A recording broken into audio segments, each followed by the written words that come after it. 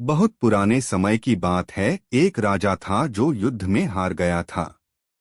उसके सभी सैनिक मारे जा चुके थे। राजा किसी तरह अपनी जान बचाकर जंगल में भाग गया। सैनिक उसका पीछा कर रहे थे। वह बचने के लिए एक गुफा में छिप गया। सैनिक राजा को जंगल में खोजते खोजते उस गुफा तक पहुंच गए। गुफा के अंदर राजा को ढूंढा, लेकिन सैनिक उसे ढूंढ नहीं सके।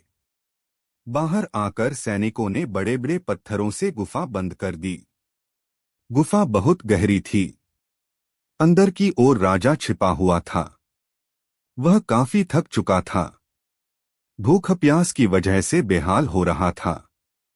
उसके शरीर में ताकत भी नहीं बची थी। शत्रु सैनिक गुफा बंद करके वहां से चले गए तो राजा अंदर बैठा बैठा सोच रहा था कि अब तो उसका जीवन खत्म हो गया। वह गुफा से कभी बाहर नहीं निकल पाएगा। राजा निराश हो चुका था। तभी उसे माँ की एक बात याद आई। उसकी माँ कहती थी कि कुछ तो कर, यूं ही मत मर। ये बात याद आते ही राजा में फिर से ऊर्जा आ गई। उसने सोचा कि कोशिश किए बिना हार नहीं मानना चाहिए।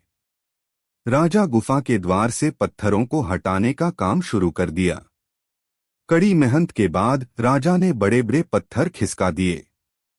किसी तरह राजा ने बाहर निकलने की थोड़ी सी जगह बना ली थी। राजा गुफा से बाहर निकला और अपने मित्र राजा के पास पहुंच गया। मित्र राजाओं की मदद से उसने शत्रुओं को पराजित कर दिया और अपना राज्य वापस प्राप्त कर लिया। सीख। इस कथा की सीख यही है कि हमें सफलता मिलने तक हार नहीं मानना चाहिए। जिस पल हम हार मान लेते हैं, उसी समय असफल हो जाते हैं।